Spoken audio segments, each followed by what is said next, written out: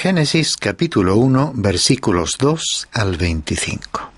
La primera frase del texto bíblico en Génesis capítulo 1 y versículo 1, en el principio creó Dios los cielos y la tierra, declaración solemne y majestuosa que comentamos en nuestro programa anterior, nos introduce a la escena en que se lleva a cabo la creación y ordenación del universo y la tierra. Continuamos leyendo en el capítulo 1, el versículo 2. Y la tierra estaba sin orden y vacía, y las tinieblas cubrían la superficie del abismo, y el Espíritu de Dios se movía sobre la superficie de las aguas. Spencer, uno de los fundadores de la sociología de la evolución y teórico de la evolución, y a quien citamos anteriormente, que aplicó esta a todas las formas de existencia cósmica, afirmó que las formas de la manifestación de lo inconocible se subdividían en tiempo, espacio, materia, fuerza y movimiento. Podemos volver a encontrar estos grandes principios de la creación en los dos primeros versículos del Génesis. En el principio, tiempo, creó Dios los cielos, espacio, y la tierra, materia. Y la tierra estaba sin orden y vacía, y las tinieblas cubrían la superficie del abismo, y el Espíritu de Dios, fuerza, se movía, movimiento, sobre la superficie de las aguas. Es interesante que Dios haya dispuesto que estos importantes principios que describen su acción creadora quedasen establecidos por escrito con tanta claridad como naturalidad en estas primeras frases del Génesis. Es importante y oportuno que tomemos nota de ello. Aunque el siguiente punto de vista ha sido desacreditado por muchos en los últimos años, creo que una gran catástrofe ocurrió entre los versículos 1 y 2. Por lo que puedo ver, existe abundante evidencia para ello.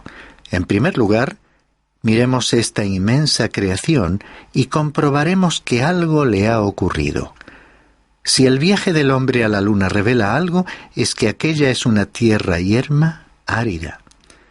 ¿Cómo llegó a esa condición?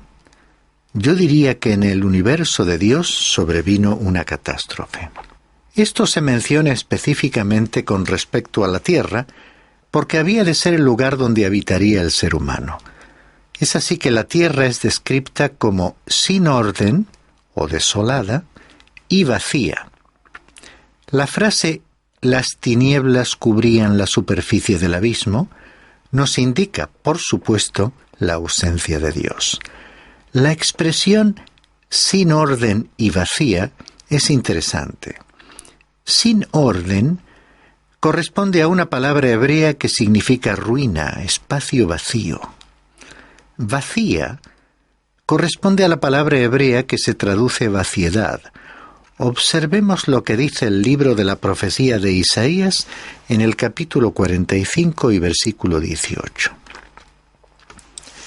Porque así dice el Señor que creó los cielos. Él es el Dios que formó la tierra y la hizo.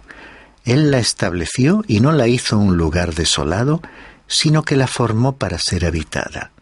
Yo soy el Señor y no hay ningún otro. Aquí dice literalmente que Él no creó la tierra desolada, que corresponde a la misma palabra hebrea que encontramos en el citado versículo 2. Dios no creó a la tierra en un estado de desolación y vaciedad. Dios creó este universo como un cosmos y no como un caos. Esto es precisamente lo que Isaías está intentando dejar claro.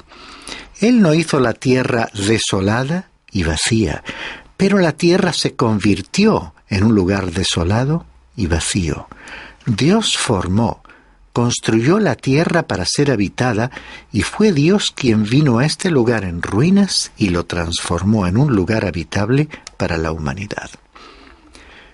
Nuestros estudios actuales y la exploración del espacio han revelado que hasta ahora tú y yo vivimos en un universo en el cual la Tierra es el único planeta habitable para los seres humanos.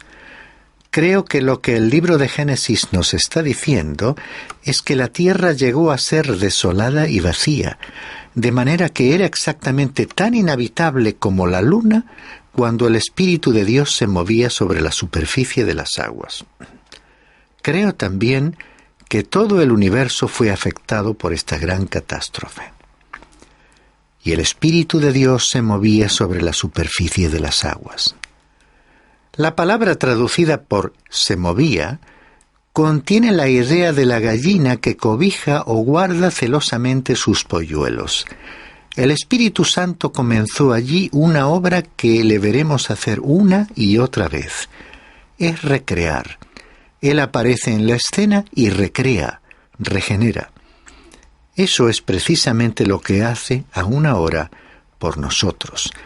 Podemos recordar las palabras del Señor Jesús registradas en el Evangelio de Juan, capítulo 3, versículos 2 y 5, cuando dijo: «El que no nace de nuevo no puede ver el reino de Dios.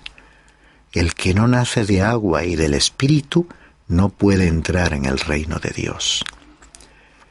El agua simboliza la palabra de Dios.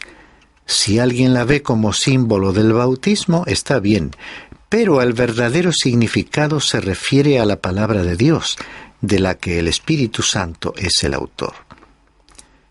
Hemos visto la construcción del universo en el versículo 1, el estado de desolación de la tierra antes de la creación en el versículo 2, y ahora consideraremos la construcción de la tierra en 6 días en los versículos 3 hasta el 31. Hay varias cosas sobre las cuales quisiera llamar tu atención. En el libro del Éxodo, capítulo 20 y versículo 11, podemos leer lo siguiente: «Porque en 6 días hizo el Señor los cielos y la tierra y el mar y todo lo que en ellos hay». En esta frase no se dice nada sobre crear. Leemos que Él hizo.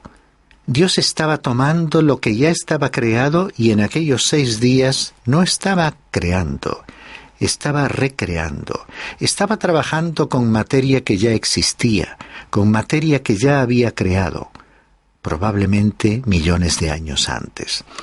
Dios creó la vida y la puso sobre la tierra y para la tierra creó el hombre. Y es en esta criatura que estamos interesados, porque ocurre que tú y yo somos una de aquellas criaturas.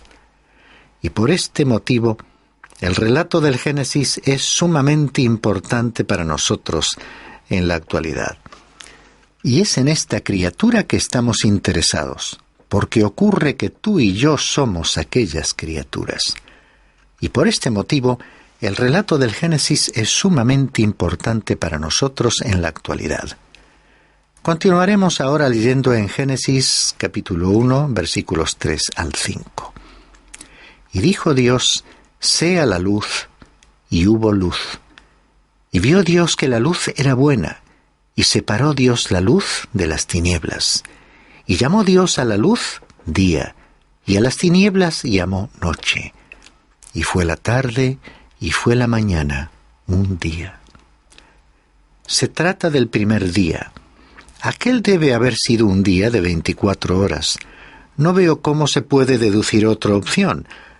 Además del pasaje bíblico del libro del Éxodo, capítulo 20, versículo 11, que acabamos de leer, donde se declaraba que en 6 días hizo el Señor los cielos y la tierra y el mar y todo lo que en ellos hay, en el capítulo 31, versículo 17, el Señor instruye a Moisés sobre el trabajo y el reposo que los israelitas debían observar, encargándole que les dijese: «En 6 días el Señor hizo los cielos y la tierra, y en el 7º día cesó de trabajar y reposó». O sea que se da por sentado de que se trata de días normales de 24 horas. También podemos observar el uso de los adjetivos numéricos primero, segundo, etc. Y el hecho de que cada día tuvo tarde y mañana. Y dijo Dios, sea la luz. Esta es la primera vez que se nos dice que Dios habló. Estas son sus primeras palabras registradas en las Sagradas Escrituras. Este fue el primer mandato creativo. Continuamos leyendo el segundo mandato creativo en este capítulo 1, versículos 6 al 8. Entonces dijo Dios: haya expansión en medio de las aguas y separe las aguas de las aguas. E hizo Dios la expansión y separó las aguas que estaban debajo de la expansión de las aguas que estaban sobre la expansión. Y fue así. Y llamó Dios a la expansión cielos. Y fue la tarde y fue la mañana, el segundo día. Vemos que comienza diciendo: haya expansión. La palabra hebrea para expansión significa espacios aéreos. Y Dios separó las aguas perpendicularmente, para que hubiese aguas encima de nuestro nivel y por debajo. Dios llamó a la expansión cielos, y este no es el cielo tal como lo imaginamos. En realidad, hay 3 tipos de cielo mencionados en la Biblia. El Señor Jesús habló de las aves del cielo, y yo creo que se trata del cielo citado en este versículo. Luego están las estrellas del cielo, que constituirían el segundo cielo, y después encontramos el tercer cielo, donde mora el Señor. Aquí, en este pasaje que hemos leído, el escritor se refiere al primer estrato o nivel, donde se encuentran las nubes y vuelan los pájaros. El relato continúa con el tercer mandato creativo en este capítulo 1, versículos 9 y 10. Entonces dijo Dios: júntense en un lugar las aguas que están debajo de los cielos y que aparezca lo seco. Y fue así. Y llamó Dios a lo seco tierra, y al conjunto de las aguas llamó mares. Y vio Dios que era bueno. Hay una división horizontal de las aguas. Antes vimos que las aguas que se encontraban por encima de nuestro nivel fueron separadas de las que se hallaban por debajo, mientras que aquí el agua se separó de la tierra, y podemos decir que esta afirmación no está en contra de la ciencia. Se ha llegado a la conclusión que la totalidad de la superficie de la tierra en la que hoy vivimos estuvo en una época cubierta por el agua. Sobre esto, Dios no nos ha revelado detalles, así que toda suposición no pasaría de ser una especulación. Observamos que el texto dice que Dios llamó a lo seco tierra. Parece que se hubiese estado preparando para diseñar un lugar habitable donde pudiese colocar al ser humano. Leemos también el cuarto mandato creativo en los versículos 11 al 13. Y dijo Dios: produzca la tierra vegetación, hierbas que den semilla, y árboles frutales que den fruto sobre la tierra según su género, con su semilla en él. Y fue así. Y produjo la tierra vegetación, hierbas que dan semilla según su género, y árboles que dan fruto, con su semilla en él, según su género. Y vio Dios que era bueno. Y fue la tarde y la mañana, el tercer día.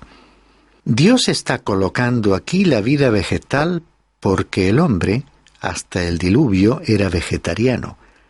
Con la formación de las plantas se completa el tercer día. Prosigue el relato con el quinto mandato creativo y leemos los versículos 14 al 19. Entonces dijo Dios: haya lumbreras en la expansión de los cielos para separar el día de la noche, y sean para señales y para estaciones y para días y para años. Y sean por luminarias en la expansión de los cielos para alumbrar sobre la tierra. Y fue así.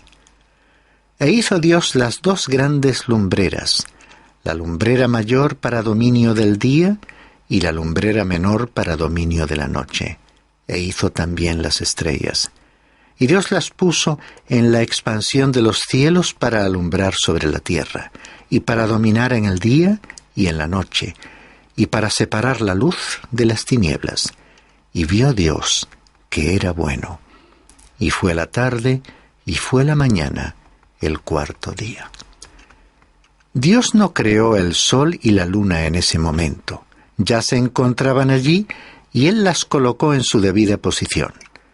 Una de estas lumbreras se ocuparía del día y la otra de la noche.